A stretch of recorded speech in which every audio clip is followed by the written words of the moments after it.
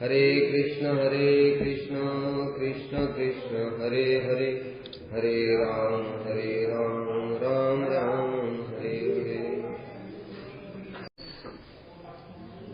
हम लोग श्री दामोदर अष्टक श्रवण कर रहे थे। उसमें हमारा पहला श्लोक चल रहा था। पहले श्लोक की भूमिका क्या है, इसको भी समझना चाहिए कि ये जो दामोदर अष्टक है, ये लीला कैसे हो रही है, क्यों हो रही है।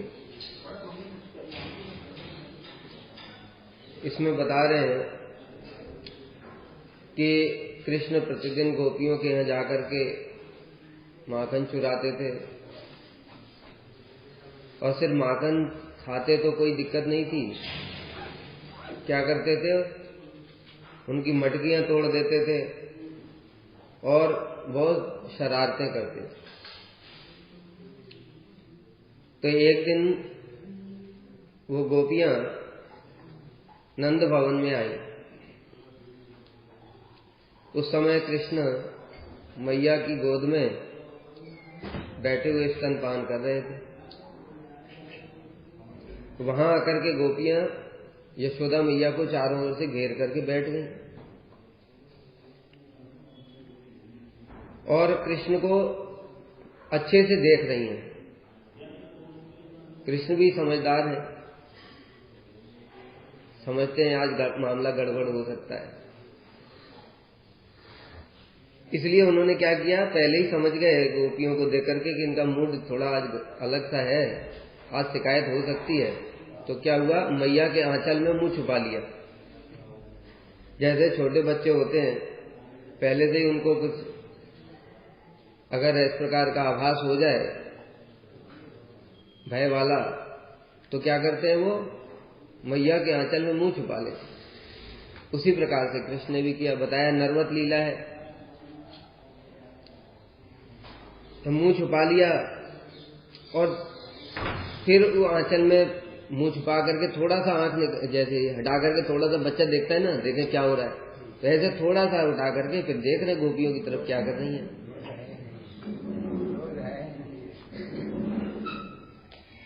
तब गोपियों ने यशोदा मैया को कहा, देखो यशोदा, तुम्हारा पुत्र जो है हमारे घर में आता है और हमारे घर में आकर के सब चीज जान लेता है, कौन सी चीज कहां पर है। तो मैया पूछेगी, भाई कैसे जान लेता है, क्या अंतर्यामी है क्या? कहते नहीं नहीं, चतुर है। क्योंकि ब्रज में कृष्ण को अंतर्यामी तो माना ही नहीं जाता, तो उनको तो क्या माना जाता है, नटखट, शरारती, शैतान बच्चा। तो कैसे जान लेता है फिर? कहते इसने हमारे बच्चों को भी अपने संग में मिला लिया है। अब अपने घर के बच्चे तो सभी जानते ही हैं कि कौन सी चीज कहां रखी है, तो इसने क्या किया है कि हमारे बच्चों को भी अपने संग में मिला लिया, और वो क्या है, वो इसको सब बता देते हैं, ऐसे जान जाता है। फिर क्या है, हमें अब जान लिया तो उससे क्या होगा, खाली जानने से क्या हो जाएगा, घर में तो सारे बड़े लोग भी हैं, उनको बाहर निकालना पड़ेगा ना पहले। तो उसके लिए क्या करता है ये, उसके लिए ऐसा करता है कि हमारे जो बाहर बछड़े इत्यादि बंधे होते हैं उनको खोल देता है। उनको खोल देता है तो बछड़े सीधे भाग करके गाय के पास पहुंच जाते हैं, गाय का दूध पीने लगते हैं, और फिर हमको क्या करना पड़ता है, वो बछड़ों को बांधने के लिए उनके पीछे पीछे भागना पड़ता है। तो गोपियां घर से निकल करके वो बछड़ों के पीछे भाग रही हैं और इधर कृष्ण घर के भीतर घुस गए, और सारी सेटिंग तो बच्चों के साथ में पहले से ही है, और बंदर भी उनके दोस्त हैं। बंदर क्या करते हैं, बंदर तो कहीं भी घुस जाते हैं और कहीं भी घुस करके पूरा सब देख करके आ जाते हैं और वही बता देते हैं। इस प्रकार से ये बालक भी इनके साथ मिल जाते हैं, बछड़े खोल देता है, हम उसके पीछे भागती हैं, इतनी देर में तुम्हारा पुत्र घुस करके दूध, मलाई, मक्खन जो कुछ मिलता है सब चोरी करके खा जाता है। तो मैया ने पूछा, तो तुम इसको डांटती क्यों नहीं? डांटना चाहिए ना, ऐसे तो ये बड़ा बदमाश हो जाएगा, शैतान हो जाएगा, तुमको डांटना चाहिए। यशोदा, ये हमारी डांट से डरता ही कहां है, उल्टा हमें ही डांट कर अपनी टोली के साथ हंसते हुए भाग जाता है। क्या, जैसे कि ए गोपी तुझे कल देख लूंगा, उल्टा हमको ही धमकी देता है। कैसी कैसी धमकियां देते हैं अभी बता रहे इसका आगे। और जब ये हंसने लगता है तो हम इसकी हंसी को देख करके मंत्र मुग्ध हो जाती है। तो जो हमारे अंदर जो क्रोध आ रहा था वो तो भूल जाती है, इसकी हंसी के द्वारा इतना मंत्र मुग्ध हो जाती है कि वो क्रोध तो भूल जाती है। और हमारे सामने ये दूध दही मक्खन लूट कर खा जाता है और हम उसके मुख को देखने में व्यस्त रहती हैं। उतनी देर में हमारे सामने ही, आंखों के सामने ही फिर मक्खन लूट लूट करके दिखा दिखा करके खाता है। ऐसे काम करते हैं। इसके बुद्धि कौशल और माधुर्य से हम पराजित हो जाती हैं, इसलिए हम इसको मना नहीं कर पाती। अच्छा, मैया ने कहा अच्छा एक बात बताओ, मेरे घर में क्या कोई अभाव है क्या? 9 लाख गाय नंद बाबा के घर में, तो ये चोरी करके क्यों खाएगा? इसको तुम्हारे घर में चोरी करने की क्या जरूरत पड़ी है? हाँ, अगर इसको कभी भूख लग जाती होगी तो हो सकता है कि थोड़ा बहुत खा लेगा। तो तुम लोग दे क्यों नहीं देती जब इसको भूख लगी है? तो छोटा सा बच्चा है? इतने छोटे बच्चे को थोड़ा सा माखन दे दोगी तो तुम्हारा कौन सा माखन घट जाएगा? ऐसे करके कह रही। गोपियों ने कहा देखो, हम ताजा माखन इसे खिलाने के लिए अनुरोध करती हैं, किंतु ये नहीं खाता है। ये भी बड़ी समस्या है। कहता है तुम्हारा मक्खन मीठा नहीं है, मेरी मैया का मक्खन मीठा है, और मैया ने मुझे बहुत खिलाया है, मेरा पेट भरा हुआ है। तो गोपियां माखन देना चाहती तो ऐसे बोलता है कि मेरा तो पेट भरा हुआ है, तुम्हारा माखन तो अच्छा ही नहीं है। मेरा माखन जो मेरी मैया माखन निकालती हैं देती हैं वो क्या, वो बड़ा मीठा है, इसलिए मेरा पेट भरा हुआ, मुझे नहीं चाहिए। हम इसको खाने के लिए, माखन खिलाने के लिए कितना रिक्वेस्ट करती हैं, पर ये सुनता ही नहीं है, खाता ही नहीं है। लेकिन क्या करता है, जब हम घर में काम में व्यस्त हो जाती हैं तब चुपचाप आकर के दूध दही मक्खन चुरा करके खाता है, देने पर तो खाता नहीं है।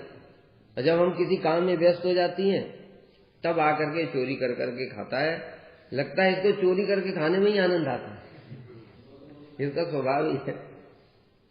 तो मैया ने कहा देखो, बात को समझो, मेरा पुत्र ना बड़ा लजालू है, छोटा बच्चा है, उसको लज्जा आती है तुमसे मांग करके खाएगा, इसे तुम्हारे सामने मांग करके खाने में लज्जा आती है, इसलिए तुम इसे माखन देकर दूर चली जाया करो। मटके में लगे दूध दही से ही बच्चे का पेट भर जाता है। बच्चे का कितना छोटा सा, थोड़ा सा खाता है बच्चा तो, इसलिए भूख लगने पर इसका थोड़ा खा लिया तो इसमें तुम्हारा क्या नुकसान हो गया? गोपियों ने कहा यह पेट भर करके दूध दही मक्खन खाए उससे हमें आनंद मिलता है, लेकिन ये ऐसा करता नहीं है ना।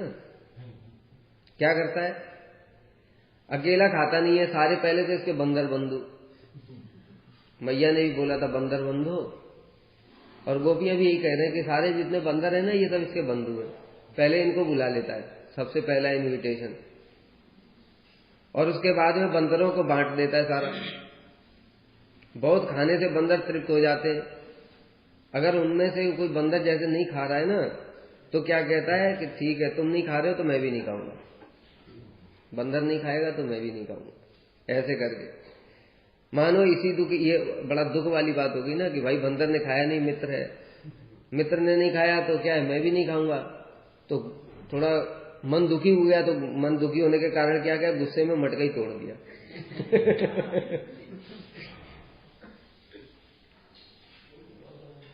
किसी दिन घर में अगर मान लो कि अब मान लो हम दूसरा ट्रिक अपनाएं, क्या ट्रिक अपनाएं कि घर में से दूध दही मक्खन सब गायब कर दिया, तो इसको मिलेगा ही नहीं कुछ। अब क्या करेगा? तो कहते हैं देखो क्या करता है।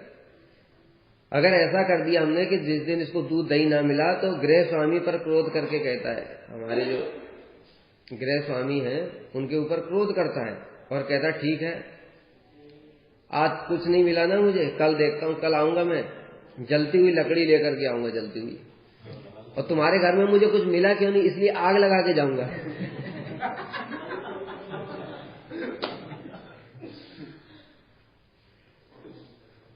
कुछ न मिलने पर वृद्ध और बच्चों के साथ घर को भी जला दूंगा।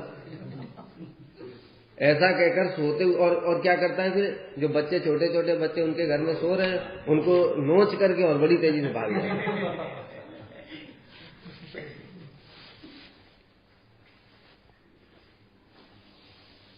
घर में घुसने पर जब देखता है कि माखन ऊंचे छींकों पर रखा है, तब यह 1 2 3 पीढ़ियों को एक दूसरे पर रख करके उनके ऊपर चढ़ करके मक्खन निकाल लेता है।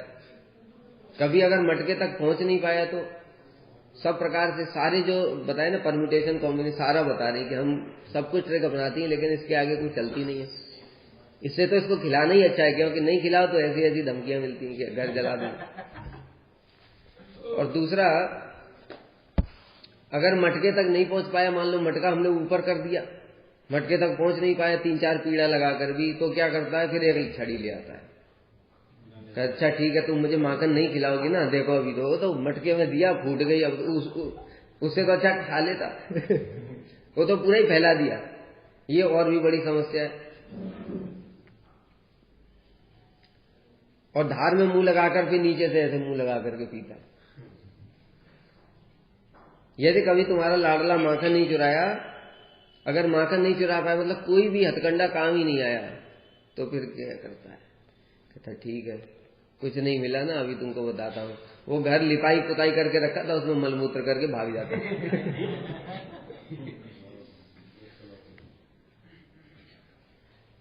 मुझे इस घर में कुछ खाने को नहीं मिला ना, इसलिए देखो यहाँ मलमूत्र त्याग करूंगा मैं। हम इसे चोर कहती है तो ये हमें उल्टा चोर कहता है, और स्वयं को घर का मालिक कहता है। कहता मैं घर का मालिक हूं, तू चोर है गोपी। गांव की लड़कियों की बेड़ी और आंचल पकड़ करके खींचता है, कहता है तुम मुझसे शादी कर लो, तुम मुझसे शादी कर लो। कभी लात मार देता है। और देखो इस समय तुम्हारे सामने कैसा बड़ा साधु की भांति चुपचाप बैठा है। साधु क्या, कोई मतलब नहीं, चुपचाप कोई आ रहा है कोई जा रहा है, कोई मतलब नहीं, चुपचाप बैठे हरि नाम करते। ऐसे ही अभी तुम्हारे देखो वो बताए ना कि जैसे ही गोपियां आई तो कई सारे ग्रुप में आई, तो समझ गए कृष्ण कि आज मामला कुछ गड़बड़ है। इसलिए कैसे माँ के आंचल में बैठ छुपा, मुंह छुपा करके चुपचाप धीरे से देख रहे। ये क्या साधु ऐसे चुपचाप बैठे रहते, तो ऐसे आज बड़ा साधु बन रहा है।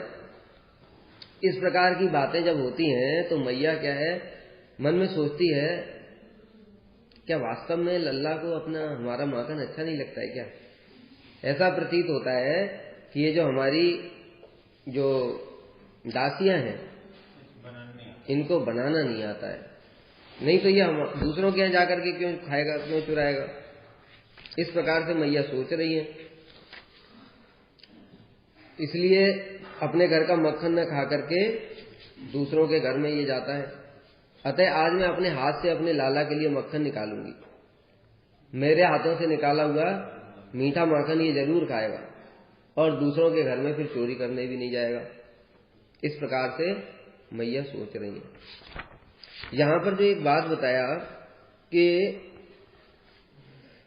जो कृष्ण मलमूत्र त्याग कर देते हैं, इस प्रकार की लीलाओं को देखकर ही बड़े बड़े लोग भ्रमित हो जाते हैं। क्योंकि एक तरफ तो हम लोग सुनते हैं कि चिन्मय जो शरीर होता है उसमें हे पदार्थ होता ही नहीं है, तो फिर यहाँ पर मलमूत्र त्याग की बात आती है कि नहीं। यहाँ पर बता रहे हैं जगत जन मल ध्वंसी श्रवण स्मृति कीर्तना मलमूत्रादि रहता पुण्य श्लोक इति स्मृता। भगवान के लिए बताया कि जगत जन मल ध्वंसी श्रवण स्मृति कीर्तना, श्रवण से स्मरण से और कीर्तन से जिनके नामों को सारे जगत का मल पाप सब कुछ नष्ट हो जाता है। मलमूत्रादि रहता, और जो मलमूत्र इत्यादि से रहित है, जिनका चिन्मय शरीर दिव्य शरीर मलमूत्र इत्यादि से रहित है, ऐसे पुण्य श्लोक भगवान को हम प्रणाम करते हैं। तो यहां तो श्लोक में स्पष्ट बोला है कि मलमूत्र इत्यादि से रहित है, फिर कैसे हो रहा है?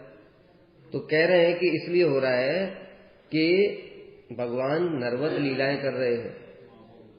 इस समय कैसी लीला कर रहे हैं? नरवत लीला कर रहे हैं।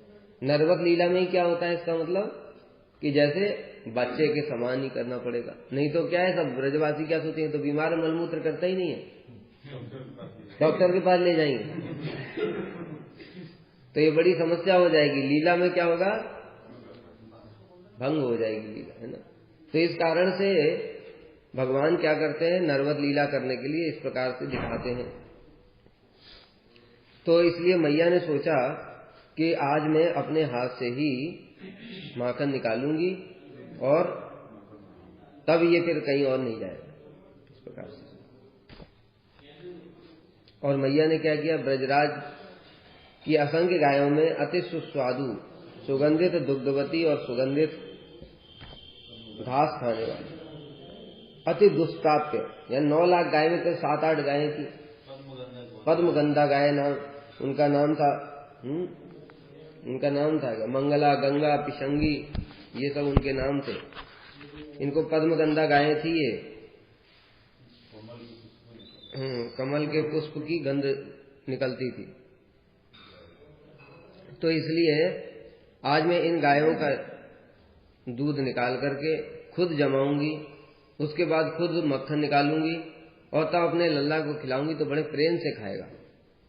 इस प्रकार से बताया था। कल प्रभु जी बता रहे थे कि ये जो दामोदर लीला है, इसमें साधकों के लिए पूरा शिक्षाओं से भरा पड़ा है। प्रारंभ से लेकर के अंत तक सारी शिक्षाएं भरी पड़ी हैं। ये क्या है कि कृष्ण को संतुष्ट करने के लिए इस प्रकार से हमारा भाव होना चाहिए। जैसे जो लोग हैं कि ठाकुर जी को रखा हुआ है, ठाकुर जी की सेवा करवाते हैं पैसा दे करके, तो पैसा लेने वाले लोग कैसे सेवा करेंगे? जो पैसे के लिए सेवा कर रहा है उसके अंदर तो ममता है ही नहीं। कल क्या बताया था हमने कि यद्यपि शांत रस में भी सेवा देखी जाती है, प्रहलाद महाराज भी मंदिर मार्जन इत्यादि करते हैं, ठाकुर जी को भोग लगाते हैं, ये सब करते हैं सेवाएं, लेकिन फिर भी उनकी सेवा क्यों नहीं कही गई? क्योंकि ममता नहीं है। बिना ममता के सेवा नहीं है। तो जो व्यक्ति है जो पैसे लेकर के ठाकुर जी की सेवा कर रहा है, उसके अंदर ममता कहां से आ जाएगी? उसके अंदर ममता कैसे आएगी? क्योंकि उसका उद्देश्य तो एकमात्र क्या है? पैसा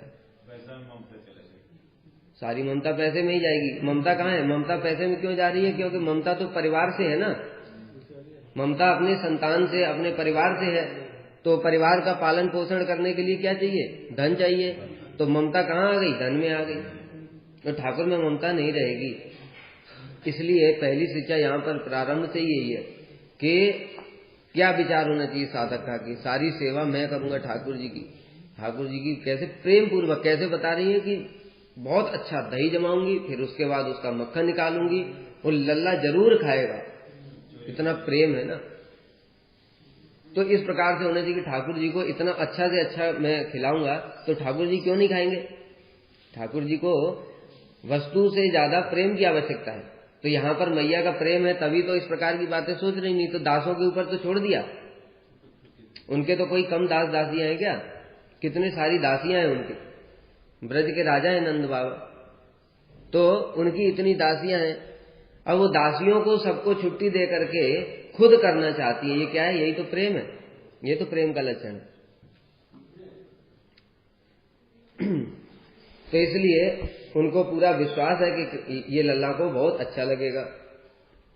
इसलिए उन्होंने क्या किया कि दीपावली के दिन गोवर्धन में इंद्रयाग की तैयारी के लिए अपनी सब दासियों को गोवर्धन भेज दिया। तो सबको छुट्टी दे दी और छुट्टी देकर के स्वयं ही गायों का दूध काढ़ करके उसे गर्म करके दही जमाया। दही जमा करके मैया सवेरे उठ करके दधी मंथन करने लगी। यहां पर भी गुरुदेव एक विशेष बात बताते हैं कि मैया दधी मंथन कितने बजे कर रही थी? जैसे हम लोग देखते हैं 9 बजे 10 बजे ऐसे होता है क्या? तो गुरुदेव बता रहे ब्रह्म मुहूर्त से ही करना प्रारंभ कर दिया था। तो वहां पर भी एक शिक्षा बता रहे हैं कि देखो साधक को कैसे भजन करना चाहिए कि ब्रह्म मुहूर्त में जग करके और हमको अपना हरि नाम इत्यादि करना चाहिए। नहीं तो क्या होगा, जैसे जैसे बाद में टाइम हो जाता है, तो गुरु जी स्वयं बता रहे हैं कि सारे दिन वो भजन नहीं हो पाता जो कि ब्रह्म मुहूर्त में हो जाता है। इसलिए हमको ब्रह्म मुहूर्त में उठ करके साधक को प्रतिदिन भजन करना चाहिए, जैसे मैया कर रही है, स्वयं आचरण करके दिखा रही है। दधी मंथन करना प्रारंभ किया और दधी मंथन करते करते आविष्ट हो गई, आविष्ट हो गई और उनके हृदय से स्वतः ही कीर्तन निकलना प्रारंभ हो गया, स्वतः ही स्वाभाविक रूप से। और कीर्तन करते करते क्या है, कीर्तन के प्रभाव से क्या होगा, स्मरण होगा। और वो सारी की सारी जो लीलाएं हैं भगवान की, वो सारी की सारी लीलाएं भी उनके हृदय में सब स्फुरित होना प्रारंभ हो गई। जो वात्सल्य रस की जितनी लीलाएं हैं, कृष्ण क्या क्या करते हैं, वो सारी की सारी लीलाएं कीर्तन के साथ साथ में उनके हृदय में प्रारंभ हो। यहां पर भी फिर से गुरुदेव शिक्षा देते हैं कि देखो हमको किस प्रकार से भजन में मन आविष्ट होना चाहिए, हमारा मन किस प्रकार से भजन में आविष्ट होना चाहिए। और भी आगे बताया कि इतना आविष्ट हो गया उनका मन कि कृष्ण सो रहे हैं।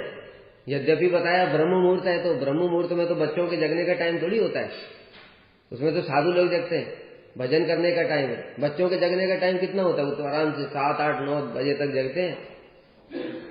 और अभी है भी कितने छोटे, इतने छोटे हैं कि अभी पलंग से नीचे भी नहीं उतर सकते। उम्र कितनी है कृष्ण की, इतनी कम उम्र है कि अभी पलंग से नीचे भी नहीं उतर सकते। लेकिन भजन में बताए, गुरु जी बता रहे हैं कि भजन में कैसा आवेश होना चाहिए कि कृष्ण रह ही नहीं पाए, सो नहीं सके, उनकी निद्रा भंग हो गई। यानी कहने का तात्पर्य क्या है कि वो भजन के आवेश ने कृष्ण को वहां से खींच करके मैया के पास ले आए। तो इसलिए कृष्ण की नींद खुल गई। अब नींद खुल गई तो इधर उधर देख रहे हैं, तो मैया तो अपना मक्खन चलाने में लगी हुई है, मक्खन निकालने में। अब क्या करें, रोने लगे थे, रोना शुरू किया। बच्चों का क्या होता है, बच्चों का एक ही अस्त्र है, रोना। और रो तो रहे पर देखा कि कोई सुन ही नहीं रहा है। जब कोई सुन ही नहीं रहा है तो फिर रोने से क्या फायदा। तो इसलिए वहां जाकर के, पास में जाकर के रोना पड़ेगा कि मैया तो सुन ही नहीं रही है। भजन में इतना आवेश है कि मैया को उनका रोना भी सुनाई नहीं दे रहा। इसलिए क्या किया, बड़ी मुश्किल से ऐसे चादर पकड़ करके, बच्चे को देखा, छोटे बच्चे चादर पकड़ करके कैसे लटक जाते, पेट के बल लटक जाते हैं और धीरे से कैसे कैसे उतरते, ऐसे उतर रहे। और फिर चलते हुए भी बताया ना, यद्यपि अभी उनकी सोने की इच्छा तो थी, लेकिन मैया के भजन में उनको खींच लाया। तो क्या है कि जब चल रहे हैं ना, तो उसमें भी अभी निद्रा का आवेश है। तो निद्रा के आवेश के कारण जैसे नींद में चलते हैं ना बालक, एक पैर इधर रख रहे, एक पैर इधर रख रहे ऐसे, और धीरे धीरे जो रोने का एक्टिंग करते हुए और सीधे जा रहे हैं। जाकर के मैया के पास पहुंचे। गुरुजी बड़ा अच्छा वर्णन कर रहे थे। कैसे बता रहे, कह रहे मैया के पास पहुंच गए तो कह रहे मैया तो अभी धीरे से रो रहे थे ना, सुनाई नहीं दे रहा था मैया को। तो सोचा थोड़ा स्वर बढ़ाता हूं, अपना वॉल्यूम तेज करता हूं। तो गुरुजी बताते कहते सारे गाँव में पा धारी, ऐसे ऊपर स्वर जाता है ना, ऐसे कृष्ण और तेज रोना शुरू कर दिया, वॉल्यूम बढ़ाया। लेकिन मैया तो आज बताए ना इतनी आविष्ट है कि उनको उनका फिर भी रोना भी सुनाई नहीं दिया। वो वॉल्यूम बढ़ाते जा रहे हैं लेकिन फिर भी वो सुनाई नहीं दिया। अब यहां पर यही विशेष शिक्षा है कि देखो हमारे भजन में कैसा आवेश होना चाहिए कि जिसके कारण कृष्ण स्वयं खींचे चले आए। गुरुजी एक शब्द यूज करते हैं वहां पर कि कृष्ण को गरज होनी चाहिए दर्शन देने की। मैया क्या कृष्ण के दर्शन के लिए जा रही है क्या? मैया क्या है, मैया तो अपना भजन में इतना तल्लीन है। उनको बताया कि अपने स्वतः ही स्वाभाविक रूप से कीर्तन हो रहा है, गोविंद दामोदर माधवेति, कृष्ण के नामों का कीर्तन हो रहा है। और वो कीर्तन के प्रभाव से क्या हो रहा है, लीलाओं की स्फूर्ति भी हो रही है। तो मैया नहीं गई दर्शन करने के लिए, लेकिन कृष्ण की गर्ज पड़ी, अर्थात कृष्ण वशीभूत हो गए। और वो वशीभूत होने के कारण वो स्वयं ही दर्शन देने के लिए आ गए। लेकिन भक्त क्या है, भक्त इतना फिर भी आविष्ट है कि उसको तब भी उनका पता ही नहीं चला कि वो आ गए दर्शन देने। इसलिए कृष्ण सोच रहे हैं अरे मैं तो आ गया पर मैया दर्शन ही नहीं कर रही, रोना और शुरू कर दिया तब भी नहीं दर्शन कर रही, अब क्या किया जाए। जैसे यहां पर बताया जो साधन भक्ति, भाव भक्ति और प्रेम भक्ति के दो लक्षण बताए थे, क्लेशग्नि शुभदा मोक्ष लघुता कृता सुदुर्लभा। जहां बताया भाव भक्ति अत्यंत दुर्लभ है, भाव भक्ति दुर्लभ है, उस दुर्लभता का लक्षण क्या बताया, कब कैसे प्राप्त होगी, कहते भजन में आवेश, यही वाली बात बताया। सुदुर्लभा का मतलब यही है कि जब तक भजन के अंगों में आसक्ति नहीं हो जाएगी। आसक्ति का मतलब ही आवेश है। आसक्ति का मतलब क्या होता है? बिना किए रह ही नहीं सकते। आसक्ति इसी को तो कहते हैं, इस जगत में किसी वस्तु के प्रति आसक्ति हो जाती है तो उसके विरह में प्राण त्याग देते। यही तो आसक्ति का यही तो लक्षण है। मतलब इतना अधिक आवेश हो गया है कि उसके बिना वे एक क्षण भी नहीं रह सकते। यही आसक्ति का लक्षण है, आवेश। तो वैसी जब तक आसक्ति नहीं होगी, आवेश नहीं होगा, तब तक हमारा भाव ही प्रकाशित नहीं होगा। फिर कृष्ण कैसे वशीभूत होंगे? जब तक भाव प्रकाशित नहीं हो रहा है तब तक कृष्ण वशीभूत कैसे होंगे? तो इसलिए साधकों को ये सब बातें समझनी चाहिए कि हम भजन कर रहे हैं, यद्यपि अभी हमारा आवेश कहाँ चला जाता है? सांसारिक विषयों में चला जाता है। तो कोई बात नहीं, विषयों में चला जा रहा है तो जाने दो, अपने भजन को बढ़ाते जाओ, धीरे धीरे बढ़ाने का प्रयत्न करो। और बार बार गुरु वैष्णवों से प्रार्थना करो कि मेरा आवेश कब सांसारिक विषयों से हट करके भगवान में होगा, गुरु वैष्णव में होगा। और एक बात और भी है, देखो, जिससे हमारी प्रीति होती है, जिससे ममता होती है, आवेश भी वही होता है। जैसे बताया, एक माँ अपने बच्चे को प्रेम करती है। अभी किचन में जैसे माँ रसोई बना रही है और बच्चा सो रहा है, लेकिन ममता के कारण उसका आवेश कहाँ है? फिर भी कहीं जग न जाए, बीच बीच में देखने के लिए जाती है, कहीं जग ना जाए, छोटा बच्चा है, कहीं गिर ना जाए बेड से। ये क्या लक्षण है? ये आवेश का ही तो लक्षण है। सब समय उसमें ही आवेश है ना बच्चे में। कहीं बाहर चला जाता है बच्चा, कहीं कुछ हो ना जाए, इतना टाइम हो गया, आया क्यों नहीं? ये क्या आवेश का लक्षण है? तो ये आवेश कब आया? जब ममता हुई। अब ममता कृष्ण में तो हो नहीं सकती हमारी। क्यों नहीं हो सकती? क्योंकि ममता तब होती है जब क्या विचारों का, भावों का कुछ आदान प्रदान होता है। ममता तो तब होती है ना। अब कृष्ण से तो हमारा कुछ होता ही नहीं है, इसलिए पहले आवेश कहाँ करना पड़ेगा? पहले आवेश करना पड़ेगा गुरु और वैष्णवों के प्रति। गुरु और वैष्णवों की सेवा करते हुए उनके प्रति आवेश रखना पड़ेगा। जैसे बताया, एक माँ अपने बच्चे के प्रति सब समय ऐसे रहती है, उसी प्रकार से वैष्णवों की सेवा के प्रति हमें इस प्रकार से भाव रखना पड़ेगा। इनको किस वस्तु की आवश्यकता है? इस समय प्रभु जी जग गए होंगे, गुरु जी जग गए होंगे, गुरु जी को जगने के बाद में ये वस्तु चाहिए, गुरु जी को सोने के पहले ये वस्तु चाहिए, इस समय गुरु जी ये करेंगे, उनको यहाँ पर ये चाहिए। तो सारी की सारी जो चीजें हैं वो प्रारंभ होती हैं गुरु और वैष्णवों से, गुरु से भी पहले वैष्णवों से। क्योंकि हम गुरु जी के साथ भी सब समय नहीं रहते। गुरु जी तो सारे साल भर प्रचार नहीं रहते। अभ्यास कहाँ से करना पड़ेगा? वैष्णवों से करना पड़ेगा। तो वैष्णवों में जब इस प्रकार का आवेश होगा तो स्वाभाविक रूप से फिर वो गुरु जी में होगा। फिर गुरु जी में जब वो आवेश होगा तब जाकर के वो कृष्ण में होगा। तो इसलिए भजन के लिए ये बताया ना, पूरा दामोदर अष्टक क्या है? शिक्षाओं से साधक के लिए भरा पड़ा है। इसलिए हमारे लिए बहुत महत्वपूर्ण लीला है।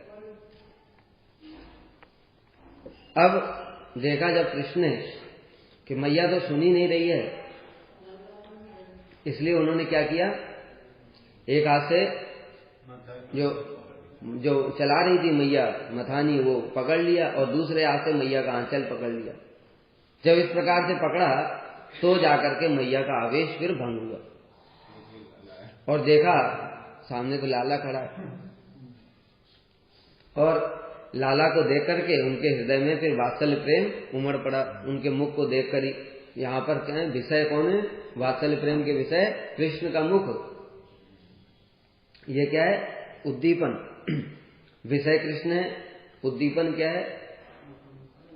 कृष्ण का जो मुख देख रही है, और जो आश्रय है वो कौन है? स्वयं मैया है। इस प्रकार से जब ये हुआ तो मैया ने क्या किया? कन्हैया को गोद में लिया और गोद में लेकर के उनको स्तनपान कराने लगी। बड़े प्रेम पूर्वक स्तनपान कराना प्रारंभ कर दिया।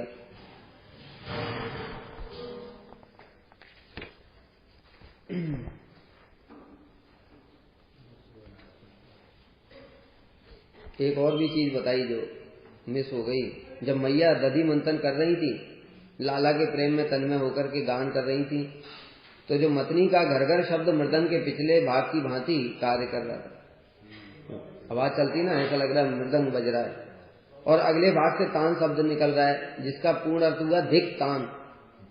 धिक तान अर्थात जो भगवान का भजन नहीं करते उनके जीवन पर क्या है, धिक्कार है, धिक्कार है। और चूड़ियों की जो झनकार है वो करताल का काम कर रही है। तो मान लो पूरा मैया तो कीर्तन कर रही है, मृदंग भी बज रहा है, करताल भी बज रही है, अर्थात पूरा संगीत हो रहा है। और वो संगीत ही क्या है, हरिनाम संकीर्तन करते ना, तो वही कृष्ण को पूरा खींच करके ले आया। कल भी बताया था ना प्रभु जी ने एक कथा कि कृष्ण ने यज्ञ किया, जब उसने ब्रजवासियों को निमंत्रण नहीं दिया। भगवान के नाम संकीर्तन की इतनी महिमा है, उसमें इतना बल है कि वो स्वयं कृष्ण को ही खींच करके ले आता है। तो ब्रजवासी वहां पर गए फिर भी, और वहां पर जाकर के द्वारपालों ने तो रोक दिया, तो वहीं पर बैठ करके सब के सब कीर्तन करने लगे भगवान के नामों। और कृष्ण यज्ञ पूर्ण होने वाला है, यज्ञ पूर्ण होने वाला है, पूर्ण आहुति होने वाली है, और कृष्ण उठ करके जाने लगे। पुरोहितों ने कहा, प्रभु कहाँ जा रहे हैं, अभी यज्ञ तो पूर्ण होने वाला है, पूर्ण आहुति दे करके जाओ। तो कृष्ण कह रहे नहीं, अब मैं रुक ही नहीं सकता। तो यज्ञ का ऐसा प्रयोजन ही क्या रहा कि कृष्ण तो छोड़ करके सब ब्रजवासियों के पास में आ गए, अर्थात दिखाया कि उस यज्ञ से भी बहुत ज्यादा ब्रजवासियों के प्रेम में नाम संकीर्तन में बल है, जिससे कृष्ण खींचे चले आते। यहाँ भी यही दिखा रहे, मैया यशोदा के प्रेम के कीर्तन के प्रभाव से कृष्ण स्वयं ही खींचे चले गए।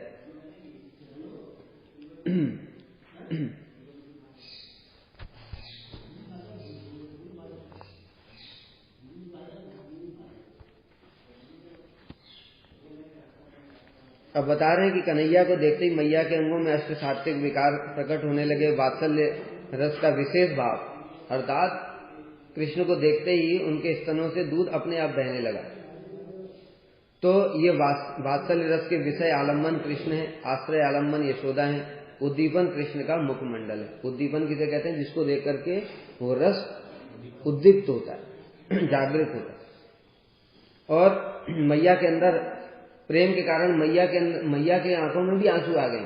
ये क्या है, रोमांच, कंप, अश्रु, पुलक इत्यादि अष्ट सात्विक विकार प्रकट हो रहे हैं। इधर मैया कृष्ण को स्तनपान तो करा रही है, किंतु चूल्हे पर दूध भी रखा हुआ है, जिससे कि फिर से जमाएंगी, फिर उसका दही बनाएंगी, फिर माखन चलाएंगी। उसके लिए दूध रखा हुआ है और दूध उफन रहा है, और उफन करके चूल्हे में आग में गिर रहा है।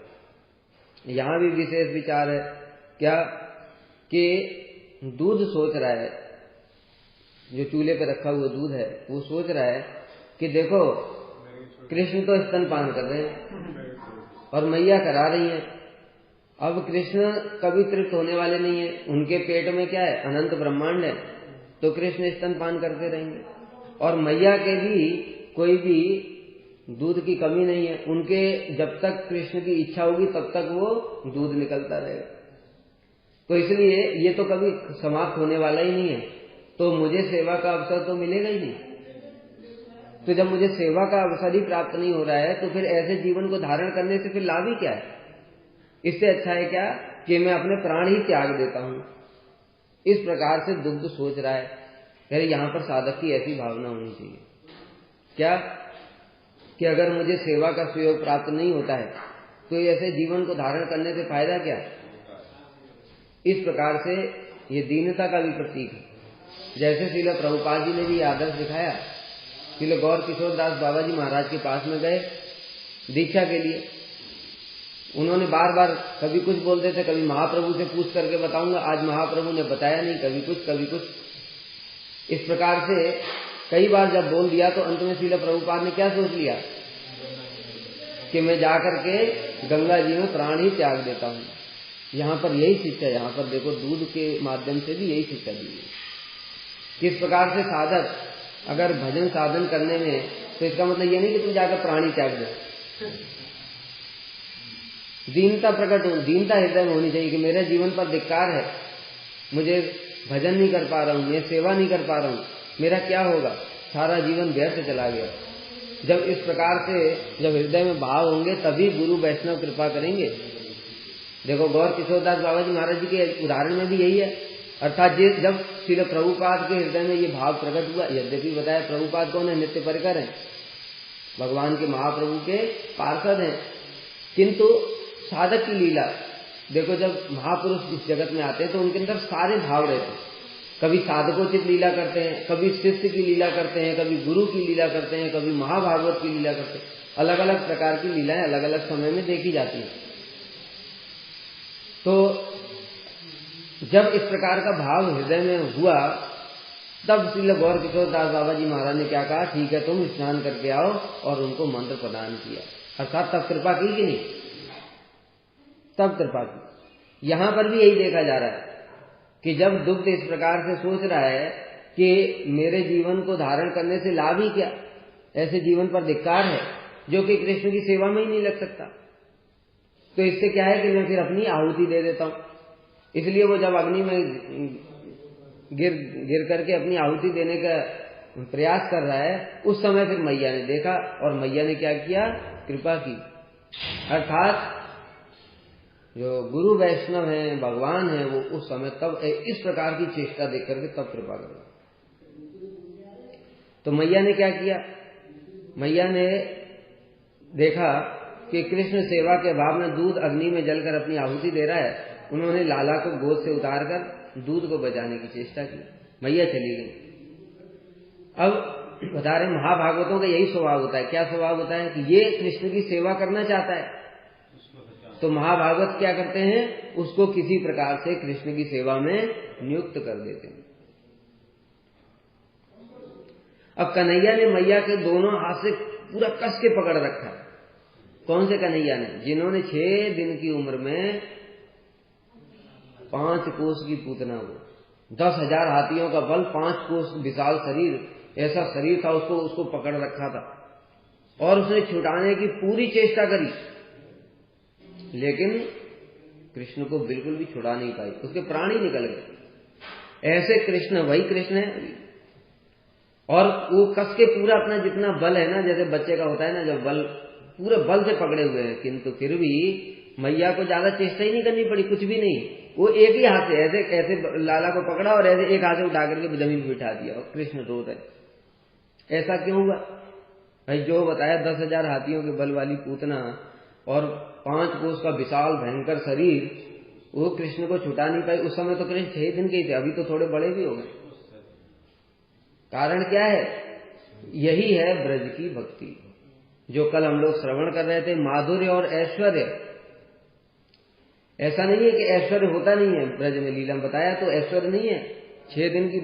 6 दिन का बच्चा और इतनी महाभयंकर पूतना को ऐसे मार देता है, ये ऐश्वर्य नहीं है।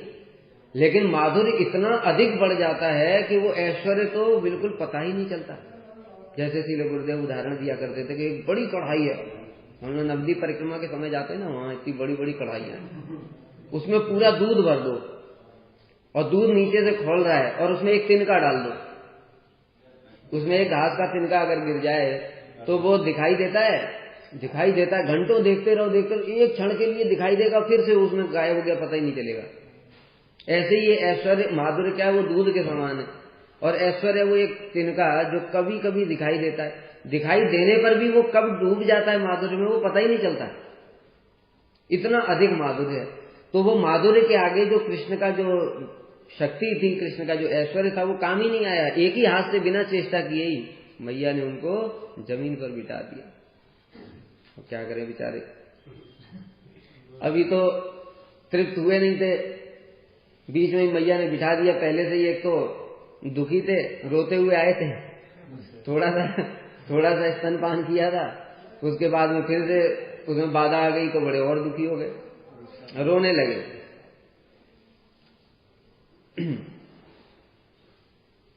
मैया दुग्ध की रक्षा करने के लिए चली गई। इसमें सिद्धांत यह है कि मैया का कृष्ण के प्रति, देखो ये कब कौन कर सकता है, एक है कृष्ण का भक्तों के प्रति प्रेम, और दूसरा है भक्तों का कृष्ण के प्रति प्रेम। इन दोनों में से जब भक्त का कृष्ण के प्रति प्रेम जो है वो बहुत अधिक हो जाएगा, तब कृष्ण का ऐश्वर्य कुछ भी काम नहीं करेगा, फिर उनकी एक भी चलने वाली नहीं, फिर भक्तों की चलेगी।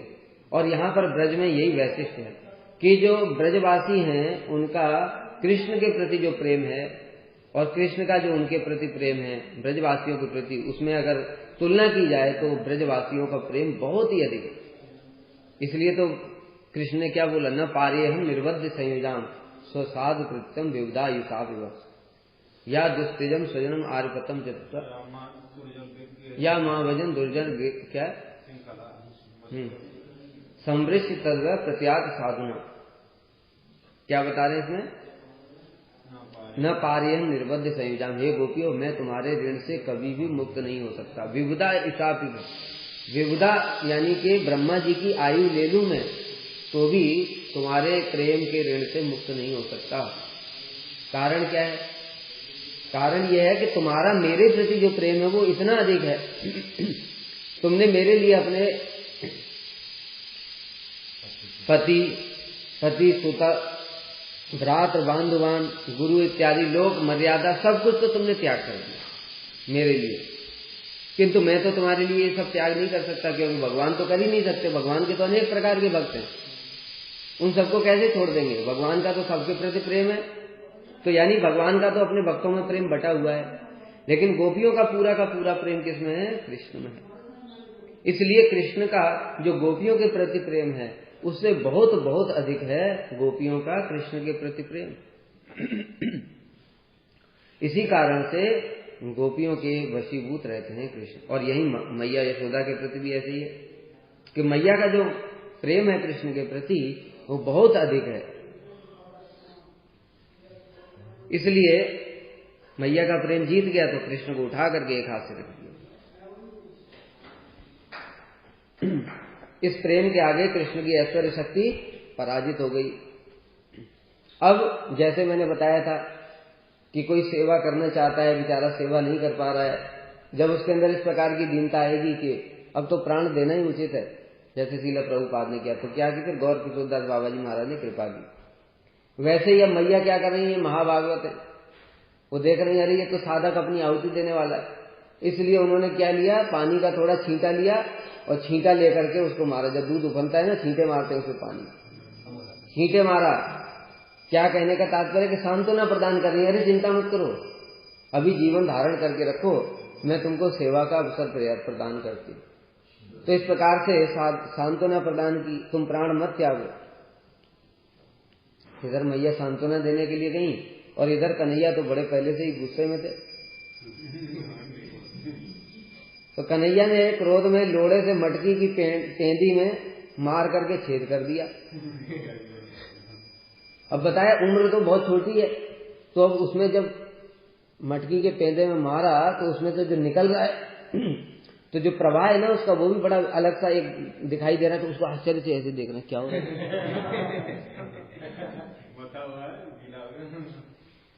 थोड़ा लिक्विड हो गया ना, पहले से मैया चला रही है तो उसमें निकल रहा है बड़े लो, तो वो छेद में से निकल रहा है तो आश्चर्य से देख रहे हैं क्या हो गया ये। अब देख रहे थे, जब तक थोड़ा आनंद ले रहे थे उतनी देर में मैया की याद आई, और मैया आ जाएगी अभी थोड़ी देर में, अब तो पिटाई लगेगी। इसलिए डर के मारे घर में घुस गए। अब देखो, जब वो जो मक्खन जो निकला था उसमें से वो पैर में लग गया था, पैर में लग गया था। अब जैसे बताया पूरा नर्वत लीला है क्या कि जो बच्चा होता है उसको अपना जो चतुराई से दिखाता है, लेकिन अपनी कमियां पता नहीं चलती। अब पैर में मक्खन लगा हुआ है, कहीं जाएंगे तो क्या होगा, पैर के निशान तो सब जगह बन जाएंगे, लेकिन इतना भी दिमाग में नहीं है कि पैर पहले पहुंच लेते फिर थोड़े छुप करके जाते, ऐसा नहीं। यही तो नर्वत लीला है कि बिल्कुल भी वो दिमाग में वैसी बात ही नहीं है। बस क्या है, जैसे बच्चा होता है जो छुप जाता हूं, ये नहीं पता छुपने से फायदा क्या है, वो पैरों के निशान तो बनते चले जा रहे। तो वो छुपने के लिए कमरे में चले गए। जब कमरे में चले गए, घर के भीतर वो कमरे के अंदर जाकर के देखा, उसमें मैया ने माखन रखा हुआ था, जो अगले दिन जो बताया ना गोवर्धन यज्ञ होने वाला था, वो उस कप के लिए माखन इत्यादि रखा था। और कृष्ण को तो कोई मतलब नहीं है उससे, इसलिए उन्होंने क्या किया, सोचा ये मक्खन मिल गया, ये ठीक है, मक्खन खाऊंगा। और उनके मुंह में लालच आ गया, मुंह में पानी आ गया माखन को देख करके। पास ही एक उल्टा उखल रखा हुआ था, उस उखल पर चढ़ गए और चढ़ करके मटकी से माखन निकाल करके खाने लगे। अब इतनी देर में उनके बंधु हैं, जो बंधु बांधव, कौन, कौवे हैं, काग भूसंडी के वंशज, और बंदर हैं जो हनुमान जी के वंशज हैं, वो सब क्या है, वो सब भी आने लगे। ये सब उनके बंधु हैं। तो उनको भी खिलाने लगे निकाल करके। जब निकाल करके खिला रहे थे, उसी समय मैया ने वो चूल्हे पे जो दूध उफन रहा था उसको उतार करके उतनी देर में नीचे रखा, और नीचे रख करके मैया आई। जब देखा तो मटकी टूटी हुई है, मक्खन बह रहा है और कन्हैया है नहीं। तो देख करके मैया कितना सुंदर बताया है, अपने बाएं हाथ की तर्जनी उंगली से नाक के अग्रभाग को स्पर्श करके इसे अपना पुत्र का कार्य ऐसे करके ना, अच्छा इसने किया है, तो घर में और कोई दूसरा है ही नहीं, इसका काम है। कितना गुस्सा है इसके अंदर देखो। थोड़ा सा मैंने इसको दूध पिलाना बंद कर दिया तो इतना गुस्सा, मटकी तोड़ दी, ये सोच करके हंस रही है। इतना छोटा है और गुस्सा इतना ज्यादा है। जो माता पिता होते हैं, जो छोटे बच्चे, उनका नुकसान भी करते हैं, लेकिन ऐसी क्रिया करते हैं तो उसको देख करके भी उनको आनंद होता है। इसलिए मैया को ये देखकर भी आनंद हो रहा है, इतने भी नुकसान तो किया है, लेकिन ये चतुराई देख करके और क्रोध देख करके बड़ा आनंद हो रहा है उनको।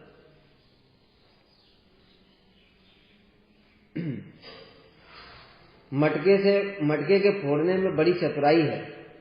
देखो कितना चतुराई से मटका तोड़ा है कि न तो मटके के फूटने का शब्द हुआ, न आभूषणों का शब्द हुआ। अलंकार पहने हुए कृष्ण ने, तो वो आभूषणों का जो आभूषण बजते ना, वो भी नहीं बजे, और नहीं दूसरे घर में जो गए हैं वहां भी चुपके से पैदल गए, वहां भी कुछ आवाज नहीं आई। लेकिन जो दही की छाप, जो नन्हे पैरों की जो छाप जमीन पर लगी थी, मैया तो समझ गई ये पैर कहाँ जा रहे हैं, ये पैर इस कमरे में जा रहे हैं। तो मैया भी वहां पर पहुंच गई, और उन्होंने चुप्पे से धीरे से झांक करके देखा तो चोर पकड़ा गया।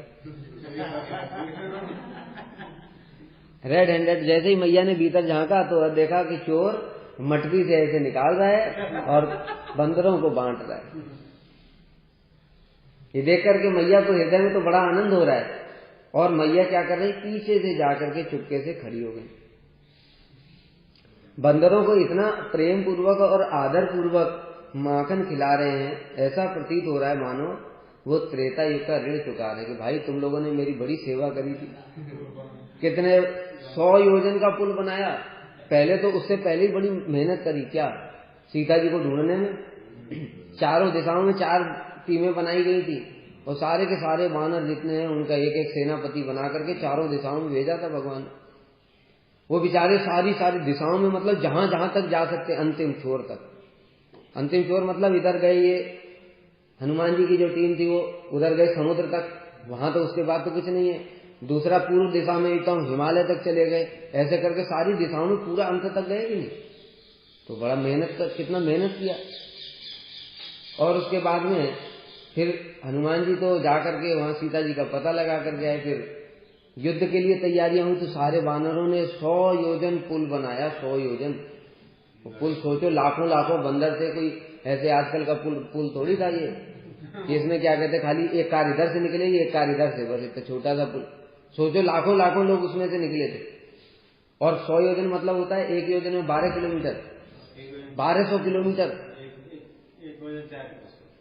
ठीक है। 1200 किलोमीटर लंबा पुल बनाया पत्थरों से, वो भी कितने भारी पत्थर लाए बनाया। फिर उसके बाद राक्षस से, इतने भयंकर राक्षस, बड़े शक्तिशाली और मायावी राक्षस, उनसे युद्ध किया। कितनी सेवा करी भगवान की। तो राम जी ने उस अवतार में तो कह रहे तुम्हारा ऋण नहीं चुका पाया, तुम्हें कुछ खिला पिलाया नहीं। इस जन्म में मैं तुम्हारा ऋण चुकाता हूँ, थोड़ा खिलाता हूँ पिलाता हूँ तुमको, आ जाओ सब आ जाओ, चलो माखन लो। और सबको माखन बांट रहे इतना प्रेम पूर्वक। इसलिए मैया ने बोला ना, बंदर बंधो।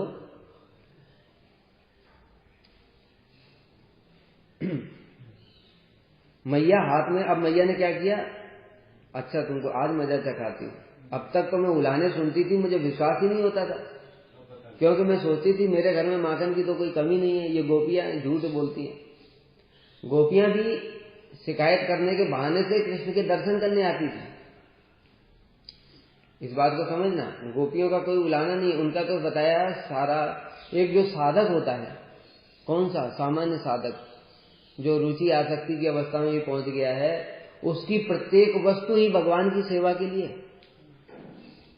है कि नहीं? फिर उसके ऊपर भाव भक्त हैं, फिर उसके ऊपर प्रेमी भक्त हैं, और उसके ऊपर कितने सारे प्रकार के भक्त हैं, अंत में ब्रजवासी हैं। उनकी तो प्रत्येक जो सब कुछ जो है, तन मन प्राण सब कुछ तो कृष्ण के लिए ही है। तो फिर वो उनको क्यों खराब लगेगा? भाई कृष्ण का ही तो है सब कुछ, वो चाहे तो नुकसान करे, चाहे तो खा ले। हम सामान्य भक्तों का ही देखते हैं कि प्रभु सब आपका ही तो है, आप जिसको जैसा रखना चाहते हैं, चाहे इसको मारो चाहे बचाओ, जो भी आपका है। तो क्या ब्रजवासियों के अंदर ये भाव नहीं है? उनके अंदर तो सारे ही भाव है। किंतु इसी बहाने जो गोपियां हैं, वो एक तो मैया को ये बताना चाहती कि देखो तुम्हारा कन्हैया कैसी कैसी लीला करता है, पर तुम तो देख नहीं पाती हो, इसलिए कम से कम सुन लो, सुनकर ही आनंद ले लो उन लीलाओं का। और दूसरा, कृष्ण को बिना देखे रह नहीं पाती, तो कोई ना कोई बहाना तो चाहिए कृष्ण को देखने के लिए। इसलिए क्या है, बहाने से उनको देखने के लिए, दर्शन करने के लिए आते। तो मैया सोच रही है कि अच्छा, रोज ये गोपियां बोलती थी, वो झूठ नहीं बोलती थी, आज तो अपने घर में ही पकड़ा गया चोर। इसलिए छड़ी लिए उन्होंने, छोटी सी छड़ी मिल गई मैया को, और पुत्र को दंड देने के लिए धीरे धीरे, जैसे कन्हैया दबे पांव गए थे, ऐसे पीछे पीछे मैया भी पीछे पीछे दबे पांव पहुंच गई। लेकिन क्या है, कन्हैया के बंधु जो हैं वो बड़े चतुर हैं कौन? वो बंदर हैं और कौवे हैं। ये सब क्या है, इनको बड़ी एकदम से आहट हो जाती तुरंत, थोड़ा सा भी इनकी तरफ जाओ तो वो तुरंत आहट समझ जाते हैं वो। और कौवे उड़ने लग गए, बंदर भी इधर उधर भागने लग गए।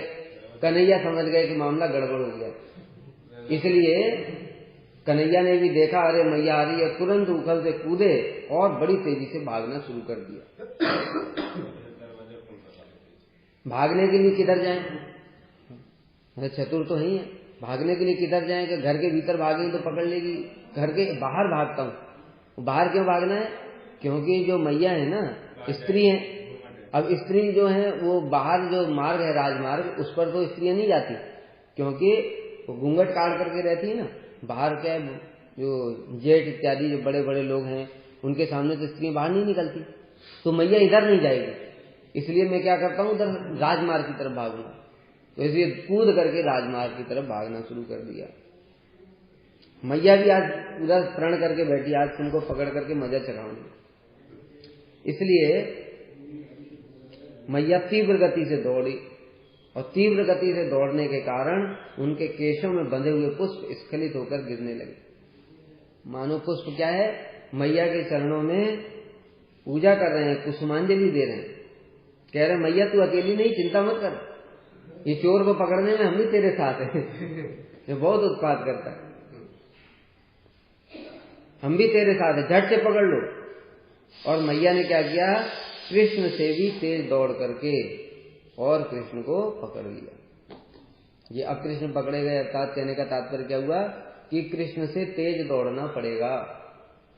तेज दौड़ने का फिर से वही तात्पर्य आ गया कि जो कृष्ण का हमारे प्रति प्रेम है, उससे अधिक हमारा कृष्ण के प्रति जब प्रेम हो जाएगा, तब कृष्ण क्या हो जाएंगे, पकड़े जाएंगे। किसमें?